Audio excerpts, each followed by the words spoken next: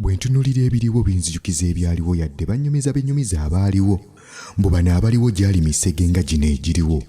Wabula gyeyubula ne bafuuka abantu abaliwo.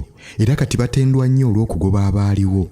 Yadde gyali misege nagyo naye nga gyagalwa abamu ku baaliwo. Kyokka lwakya lumu ng'abaali abantu gifuuse emisege nagyo.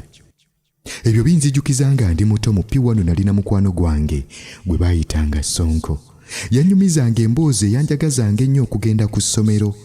Si kusoma wabula okuwulira emboozi etaggwanga ey'omusajja omulogo. Eyafuukanga engo okubula ku baamuyigganga ennyo. Baamuyigganga mbu yali yaleeta amayembe amazibu ennyo agaatirimbulanga abantu ku kyalo abaali tebazizza yadde omusango.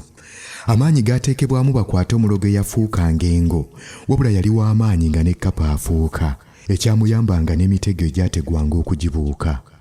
Yadde abamu ku bagoberezi be bo gyabakwatanga obutasimattuka. Amaanyi gye yagajja baanoonyereza mbu era baazuula.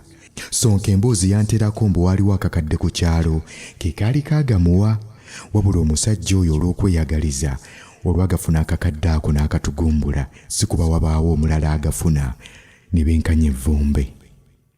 Muna ebyensi byewuunyisa, mbu oluusi abaamuyigganga baamunyoomanga ne bamuyita omusege guukyewaggula, wabula tozannyisanga eddogo.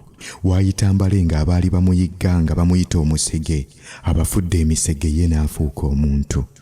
Ku kyalo emizira gy'avuga nga beebaze yayitibwanga omusege, wabula kyessaamanya oba okuva lwe yafuuka omuntu yateranga n'addayo mu busege. Sonko bwe yali annyumiza nali mpulira nga lufumo. Kyokka kati weewuunye Sonko munoonya mbuulira ekyalo omulogo kwe yabeeranga. Oba oli awo musabe naffe atutaase ku kyalo kyewaffe emisege egituzinze egitubuzizza embiibya. Kyokka ate ne ntyamu nga ŋŋamba oba ye nga n'ewaffe yatulumba nga yeefudde omusege. Kuba osanga singa si ye singa gino emisege egitulumba yagirumba dda.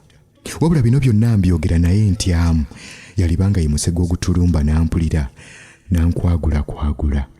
Naye ate ne ndowoozaamu nti oba yafa dda kuba emboozi nga butuufu yadda.